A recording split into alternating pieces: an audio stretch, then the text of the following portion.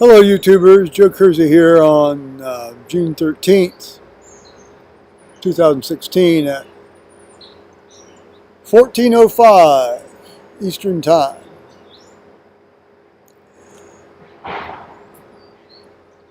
June 12th, Sunday, yesterday,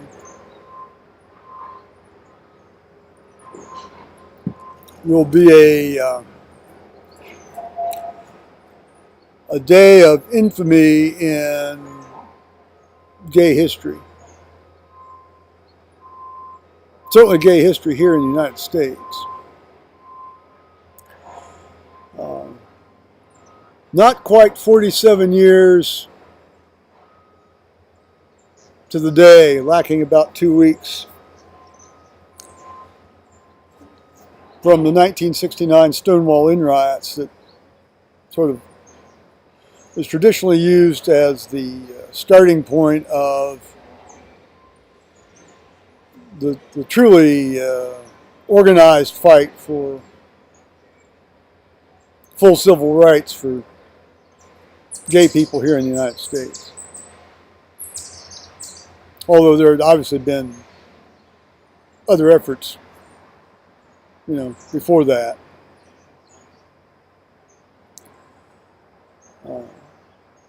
This is essentially our Pearl Harbor.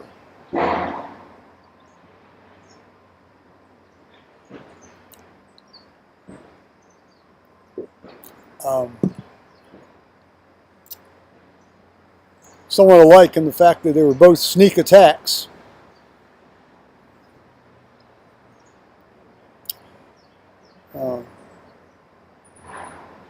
Interestingly, though, 49 people dead. I'm sure more people will die probably from their wounds, given that they were inflicted with if you're using a rifle, you're going to kill somebody.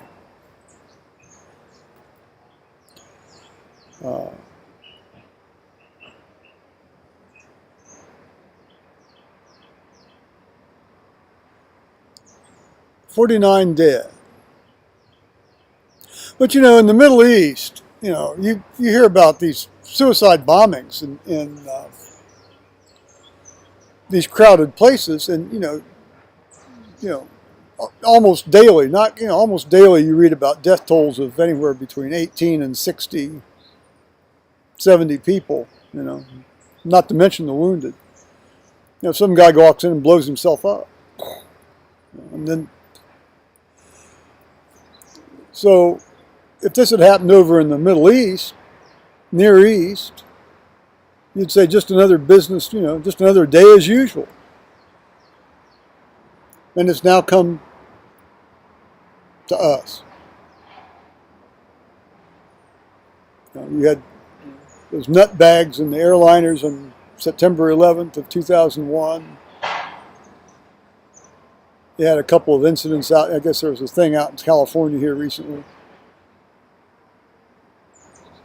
And now this in Orlando, Florida.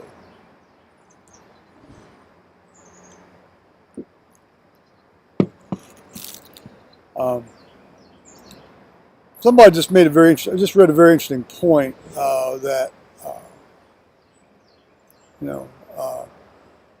not only will this not necessarily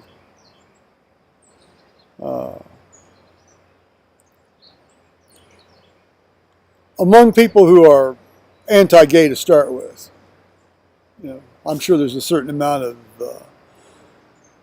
was it Schadenfreude? Is that the word, Schadenfreude? About this. Among people who are really ultra bigoted, I mean, degrees of bigotry. Since most of the victims were Latino or black, that'll be another sort of, sink like a stone, out of sight, out of mind.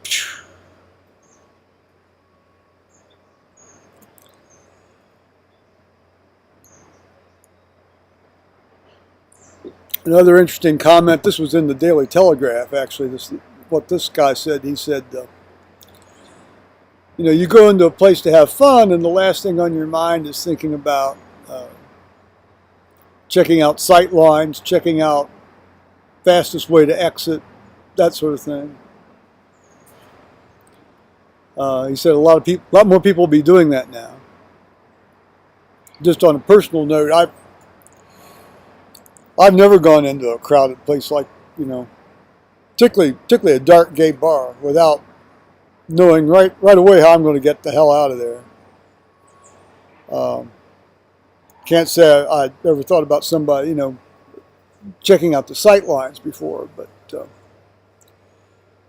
that just makes sense, doesn't it?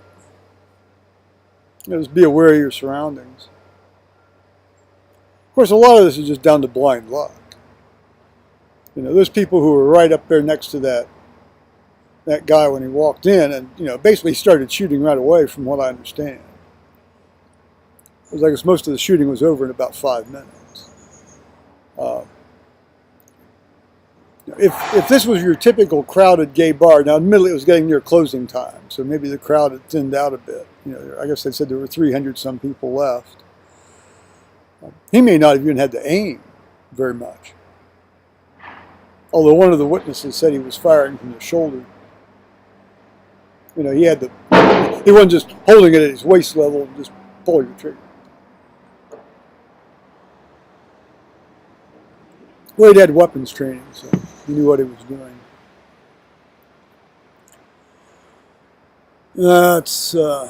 It's interesting. Before I went to church on Sunday to the 8 o'clock service, I generally leave around 7:15. I'd check the online newspapers, as I tend to do before when I first get up. And I'm always saying, I need to see if there's any disasters have happened that I need to know about. And I read about it. And oddly enough, the first thing I read said that, 53 had been injured. Didn't say a thing about deaths. It said 53 had been wounded. Although that doesn't sound exactly quite realistic in the sense of, nobody got killed, out of that number. But I thought, not a word about it was said in church at 8 o'clock. Now, I don't know, maybe by 10:30 the word might have filtered out a bit more. But then in the afternoon when I got home, later in the afternoon I checked the newspapers again. And it said, 50 dead. Well, of course, one of those was the shooter, so 49 dead. And it's an overwhelming number, isn't it? It's a mind-numbing figure. It's a mind-numbing figure that, really, I'm sure for me, it's just for a long time, it's going to be a number. But interestingly enough, they printed some of the names this morning. The 20, I guess the first 21. I guess now they've released 36 names as of a few minutes ago. And my honorary nephew Ed, who has been to Iraq twice, and he's talked about the men in his units that were killed, that didn't come back. Well, come back alive. And he says their names over and over and over and over and over and over and over and over and over. You say the names, you say the names, you say the names, you say the names. Aloud. That's how you and that's very, naming people aloud, it's very important. It's important to them while they're alive, and it's important to them while they're dead. So when the complete list comes out, their names should be read aloud, either on YouTube or from a pulpit, or during the prayers of the people, during a church service. Their names need to be read aloud.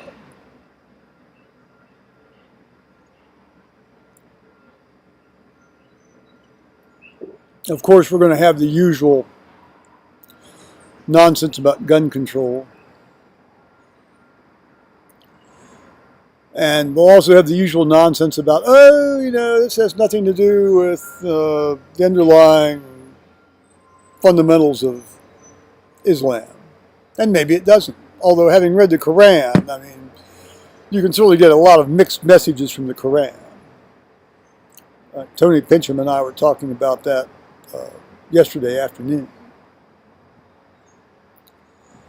during our Skype session. He's not read the Quran. I have. It's a fast read. It's very repetitive. And the tone of it kind of changes as you go through it. It becomes a little bit more violent as you go along.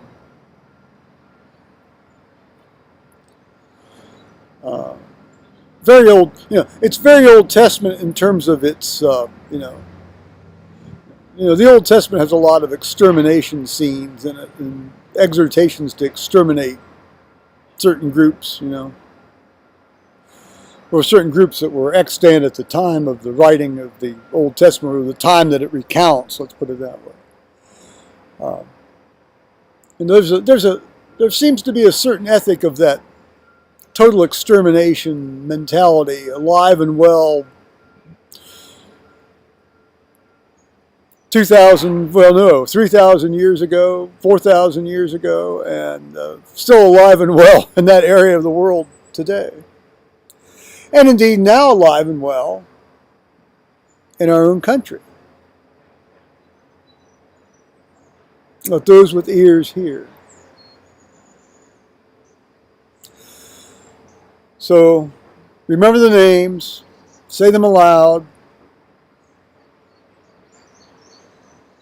Don't let their memory die. This is the gay Pearl Harbor, guys. So on that note, bye-bye, YouTubers.